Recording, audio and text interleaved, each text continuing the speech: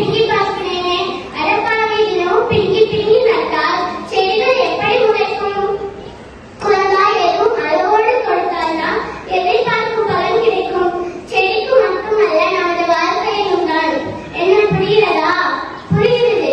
அளவுக்கு மிஞ்சினால் அமிர்தமும் விஷம் என்று மானிடர்கள் சொல்வார்கள். அதுதான் இதுவா என்று அம்மாவிடம் கொஞ்சம் புரிதல் கேட்டது குரங்கு. நன்றி. Kongunadu matric higher secondary school, Nallipalayam, Namakkal.